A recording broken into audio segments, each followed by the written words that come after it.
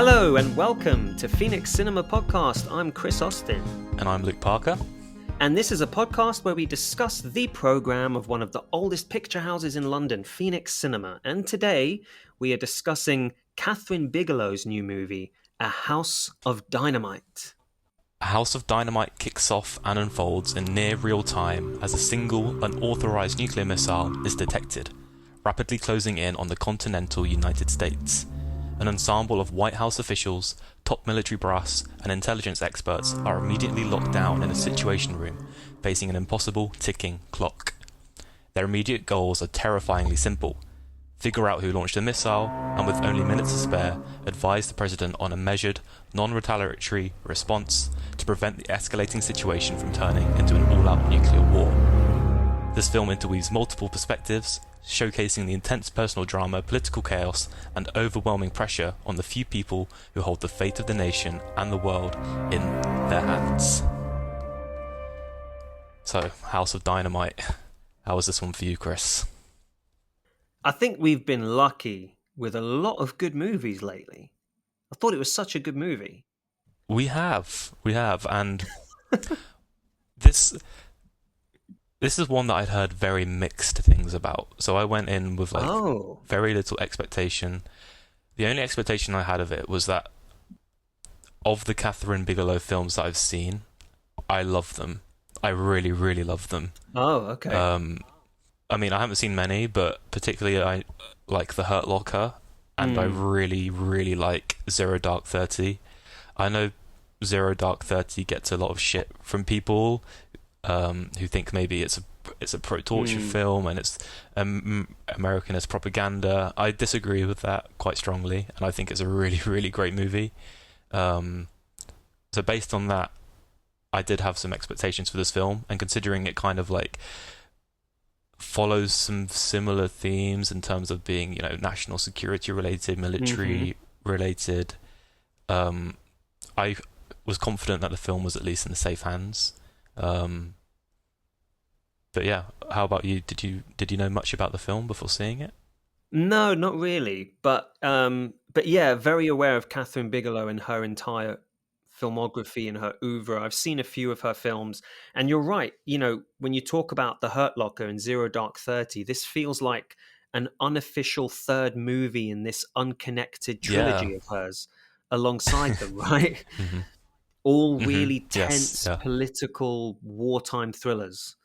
And I feel more strongly towards The Hurt Locker than I do Zero Dark 30. I went to see The Hurt Locker in the cinema, and I remember how tense, how absolutely tense it was. Zero Dark 30, I think I need to rewatch it. I remember it not It's definitely more of a slow burn, and it definitely doesn't hit the heights of tension as The Hurt Locker, and especially this one. But I just think it tells a really interesting story, and I really like the way she tells the story of them hunting down Osama bin Laden, and it's just something I'm quite interested in, so maybe that's it. But I thought remember, it was a really great movie. All I remember from Zero Dark 30 is the actual penetrating like the camp and then climbing these stairs, and this soldier just going, Osama, like that, just whispering Osama. I'll always remember that. It was so tense. That's a really, the way they, you know, they show how the investigation unfolded and how it was Jessica Chastain, I think, her role, and especially, like you said, how they execute the ending and like how they assassinated Osama bin Laden. I think it's extremely well done, and I've got a lot of love for the film. Yeah, Bigelow, man, she is like she's one of the great action filmmakers. Did you ever see Point Break? Oh yes, I have done. Not for many years, but that's an interesting one. It is, isn't it? I actually rewatched it with a friend at work when we had some time, and it's so silly, but it's so much fun. Yeah, it is. One of the great 90s action films, I always forget that's her as well, Kathryn Bigelow. Yeah, because you would think it's such a like macho 90s Mm-hmm. action film. You'd think it'd be directed by any one of the like male filmmakers who were predominantly Yes, making that at the exactly. time, John Woo or Yeah. what have you. Mm-hmm. Mm-hmm. So Yeah. yeah, Yeah. yeah, really Cool. surprising. But So, yeah, yeah, yeah, yeah. how about you hit me with your initial response on the movie? Yeah, I was pretty yeah, I was pretty hooked. Yeah, I Mm-hmm. was like, yeah, like you said, in safe hands. This is kind of how I expected it to go. Just like Mm-hmm. the look and feel of it all, the I love Bigelow's handheld style. It gives everything a sense of Yeah. immediacy. The tension is so high, and then when we start cutting to different viewpoints and vantage points, like, oh, interesting. I didn't expect us to start doing that. Mm-hmm. Um, Yeah. yeah, I thought it was really, really, yeah, a really interesting, really tense movie. Actually, quite scary when you think about, It is scary. Yeah. yeah, How in much how we, responsibility these people hold. yeah, and it feels so realistic. It very much feels like a modern day nuclear horror story, and Mm-hmm. the film basically says that if someone launched a nuclear warhead against a country in this day and age of modern technology and cyber attacks, there could potentially be a way, despite all of the fail safes and the drills, and the planning for this type of event, Mm-hmm. we could still get caught with our pants down. And that is bloody Yes. terrifying. I think one of my favorite lines of the film is where one of the counter missiles fails and the Secretary of Defense goes, "What the hell? $50 billion for a coin toss." Mm, Yeah. And yeah. that's just so true because obviously like the technology and the power and the funding that goes into the defense industry is astronomical, but Mm, things will still go wrong, and they do go wrong, and it's really majorly. scary to think about how Yeah. how much could go wrong and how much is is standing on our expectation of these things going right, basically. Yeah. And, it's like, there's so much tension, like political tension in the world right now, and Hmm. we feel like we're living on the precipice every single day. What is tomorrow going to Yeah. bring in terms of world news? Hmm. War seems so imminent, more than it ever has done. You know what I mean? And Yeah. when you think of, like you said, when you think about the decisions that these people who are in these positions have to make, in this movie, you have a president played by Idris Elba who, if you make your president Idris Elba, that's a cool president, right? You're rooting for him. Hmm. You feel like he's Hmm. smart, not he's handsome, he's intelligent, he's the hero.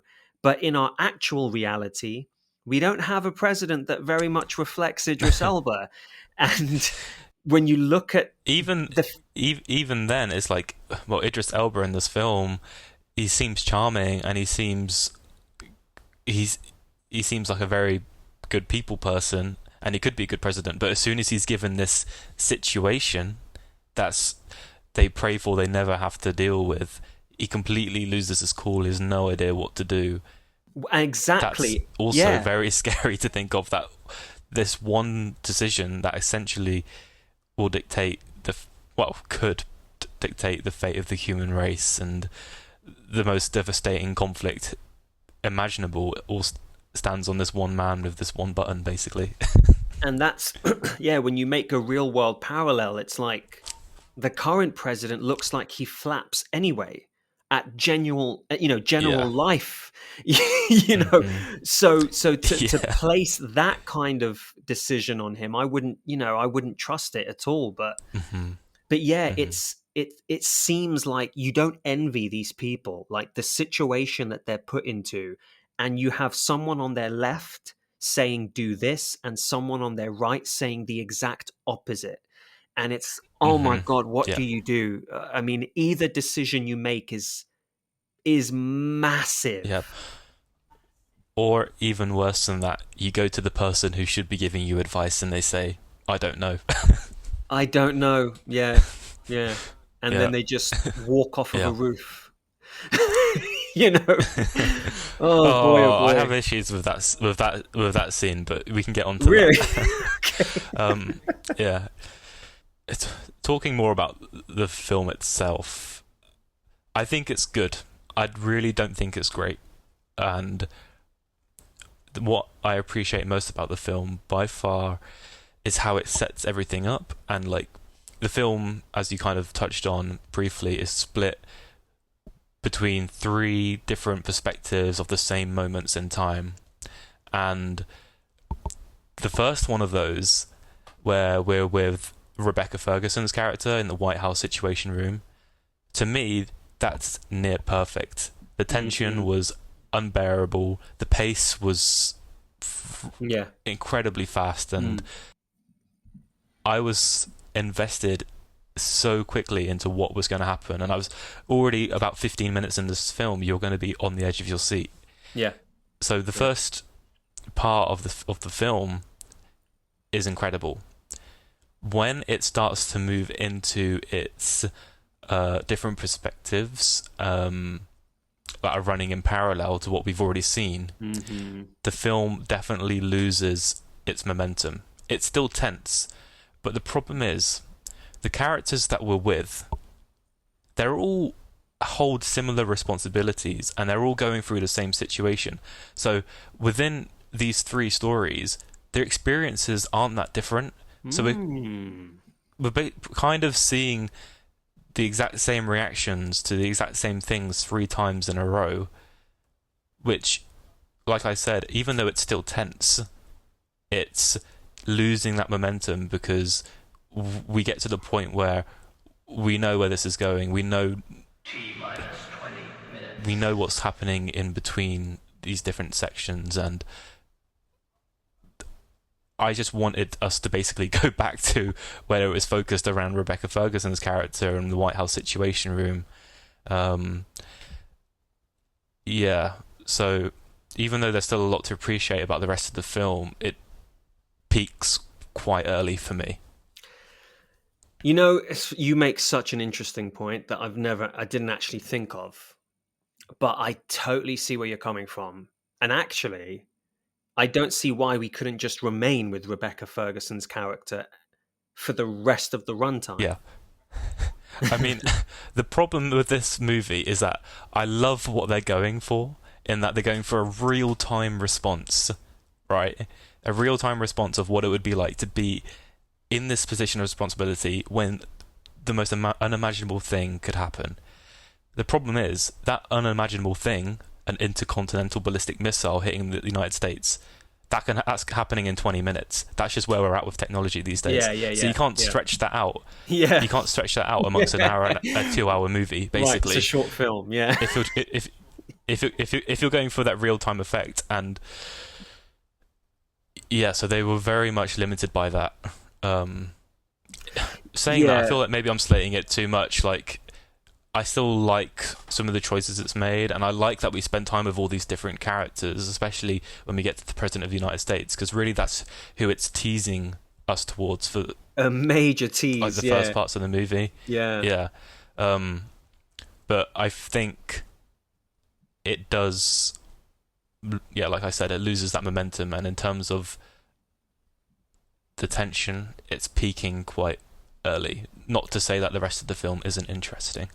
No, I get it. I get what you're saying, and I don't think you're slating it. To be fair, I think Hmm. it's valid criticism. What you're talking about here, and Hmm. it is worth thinking about. And I didn't. You know, I think Bigelow is such a master at creating and sustaining tension that I didn't even really Yeah. think about from a narrative point of view. We go go go go go go go. We reach this point, and then we just go back again, and then we go go go go go to the Hmm. same point and then go back again, you know. And what you said about the perspective of three people who are basically going through the same thing is really valid. That's really spot on. I didn't even think about it, but imagine how different it would have been to go to someone who was on the ground, not affiliated with government Hmm. or military whatsoever. What does that look like? Yeah. Yeah, yeah. Yeah. But saying that, so there was one character whose role I was a little bit confused by, and maybe they were underutilized in the fact that I didn't really understand who they were, what their responsibility was. And I can't remember the character's name, but she works for the FEMA, which is like the Federal Emergency Management Yes. Response. And Moses um, Ingram, I think, is the actress's name. yes, Yeah. yes, and she's the one character who I feel like's kind of separated from Yeah. everything else that's going on a little bit. Like she's Yeah. confused about what's going on. She's quite separate to everything that's happening in the White House. But I was confused about what her story was, and what we just see her at the end go into a bunker, Yeah. Yeah. It and I don't really know. I wasn't even sure what her job was, to be honest. You're so right. She feels almost like the surrogate for what people may want, which is the on the ground, just reacting, not knowing what's happening. But like you said, Yeah. Luke, so underutilized. They actually set Hmm. her up as if, oh, okay, so she's going to be quite a big character here, and then she almost vanishes from the movie, Hmm. which is Yes. surprising. Yeah, yeah. Yeah. But Hmm. I have to say there are some choices like that. This is the craziest choice that I found in terms of casting. Caitlin Dever's casting um, as the Okay. daughter of Jared Harris's So, character. He plays the Secretary of Defense, and yes. Yeah. yeah, and she plays his daughter, and they have this strained relationship. Deva is a very recognizable face, very famous, is a lead actress in her own right, and she has about a minute of screen time. It seems If odd, that. Yeah. if that. It does. Um, It's almost this. Okay, maybe this is getting onto then what I mentioned before about the scene of the person who just walks off the roof. Um, Again, the structure of the film kind of limits the amount of time or exposition we can get around different characters, and limits the understanding we can get of their background. This guy's the exploration of this character was way too limited for what they were trying to achieve, I think. Um, we're introduced to like the struggles that he have, and it's like this tormented relationship with his daughter. But like you said, we only see his daughter. We only see them yeah, interacting on like a yeah, 30-second phone call yeah. before he goes and walks off the roof. Um, it's a weird choice, and Mm. it just kind of took me out a bit, and I was like, okay, that just happened. But Yeah, yeah, I see what you mean. I mean, there is zero emotional impact to that moment. There mhm, really is, yeah, there is. and yeah, I Yeah. think it's down to how little time we've spent with these people. It Hmm. feels more like something done for shock value than anything. Yeah, Yeah. truly like truthful or honest about the moment. I don't Yeah. know. Yeah, it's a weird one. But then, interestingly, in contrast to that, you then have Jake Barrington, who's the character who plays like the junior security advisor who's Yeah, there in the White House, who's actually like got quite a advising big them all. role. Yeah, yeah. Played by Yeah, Gabriel Basso, his name is. Yeah, yeah. He was probably my favorite character I because agree. he is thrown in the deep end, like not thrown. He is chucked into the deep end, and you really kind of sympathize with him. And there's an amazing scene, one of my favorite scenes of the film, where he's basically thrust to go onto the call with some Yeah, senior Russian member of in the government to basically try and negotiate and convince each other that they're not responsible for this, and to basically stand down. Whilst this is happening, you then have like his senior stood in the background, basically guiding him on what to do and what to say. And yeah, I just think it was a great moment for his character, and yeah, yeah. Really, definitely stood really out to good. me. Yeah, really good. And it's weird because I've never really seen this guy before. Who is Gabriel No. Basso? I was like, well done. Yeah, and it's oh my god, he was in Super 8, dude. He was one of the kids in Super 8. Oh, He was the kid damn. that they were Okay. making the film about. He was playing the actor in their little Ah. noir movie. No, look I how knew I big he is recognised his now. face. I recognised his face for sure. Wow, that's amazing. Yeah, even I love the way his character's introduced. He's running Mm. late, and he's holding up this call full of really important people. One of my favorite Yeah. shots of the movie is after this missile has been, alerted to, and it's become quite apparent that this isn't just your run of the mill missile. This is something that Hmm. is coming very close. And then we cut to a shot of him on this call running. You just see the camera jumping Hmm. all over the place as he started to run. I thought that was a lovely Hmm. introduction. You know, and I'm just thinking about it now, going back to what we were saying about Caitlin Dever and Jared Harris's characters and not feeling any connection to them. I do wonder Hmm. if that is why they cast Caitlin Dever, because Okay. it's such limited screen time, and because it would take another half an hour to actually build a relationship between these two. You cast Caitlin Dever because she is recognizable, because she is likable, and have that do its best to fill in. Do you know what I mean? It's Yeah, like, I think that makes sense. Yeah. yeah, that can only be the thing that explains it for me. Um, so, how did you feel about the ending to this movie? I do wonder if it will be a point of contention for a lot of people because it does end in a very unresolved place. But I do think Yes. any I frustration, go for it. no, I was just going to say that I know this will be a point of contention for some people because my parents watched the film the other night and they were kind of disagreeing about whether they should have really the ending should have been more obvious, you know, Okay, okay, because it there is we a go. very interesting choice they make. Yeah, Yeah, it's a choice I agree with. Oh, you like it? What they do? Yeah, 100%, 100%, because it really takes the focus. It magnifies what the focus of the film was, Yeah. as opposed to like what people kind of expected it to be. Yeah, it's and the thing is, if you do feel frustrated, that is absolutely intentional on the filmmaker's part. That Hmm. is the whole point, like you Yeah. said, right? Although Hmm. Googling the movie today, one of the first things I see is a Forbes article, and the title of it is "Why Netflix's A House of Dynamite Ending is Extremely Frustrating." I Yeah. mean, it is frustrating, but at the same time, I appreciate the choice that has been made, and think it actually works in the film's favor in the long run, for Yeah, sure. yeah, I agree. It's yeah.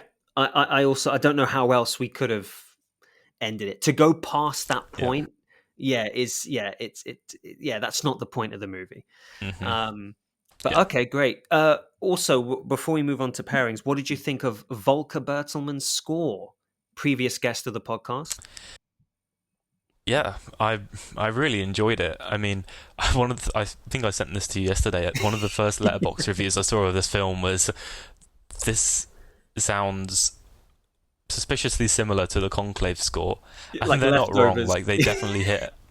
Yeah, they definitely hit a lot of the same beats and kind of like these quite short staccato, um, little bites of strings and It's like, but and then, yeah, yeah, yeah. yeah. That's actually a good impression. Um, But the thing is, even if that is true, it's a really good score in terms of the sense of unease and how it helps escalate the tension of the film. So it's quite hard to kind of criticize it for that. Yeah, I agree. I agree. I think it's great. And it's the thing is, he's got a really distinctive sound. You can tell it's Hmm. Bertelmann. So as soon as Yes. you hear, in the opening Netflix logo, that you're like, ooh, Hmm. Bertelmann, okay. And you're right. I think it adds so much to the tension of what's happening. And when you put that Yeah. kind of Yeah. score alongside Bigelow's filmmaking, the handheld, you know, Hmm. that really tense sort of I think it's great. Yeah. Hmm. Yeah. Oh, Yeah. good. Good. I'm glad you like it. Cool. Um, yeah. Excellent. Maybe we can have him back one day to Okay. to talk about it. Yeah. Hopefully. Cool. Would you like to move on to pairings? Let's do it. Do you want to go first? Yeah. Okay. I'm so curious what you have because the thing I thought of was the movie Vantage Point. Did you ever see that? I have not seen it. No. 2008. Yeah, and it's a film about an assassination attempt on the president in Spain, and the whole movie is seen from the different vantage points, different points of view of the Mm-hmm. characters. It stars Dennis Quaid, Oh. Matthew Fox of Lost, Jack from Lost. This is when Lost was in like still in its Mm-hmm. heyday. It was like season 3. Yeah. Yeah. Um, and you know me, Luke. Anything to highlight. Anything that a Lost alum has been a part of. And you've got Forrest Whitaker, you've got William Hurt, you've got Sigourney Weaver. I'll be honest with you, I've seen it once. I don't remember much about it, but that whole Okay. sort of the whole kind of political thriller, and we Mm-hmm. keep moving backwards in time from one specific point to check in with different characters.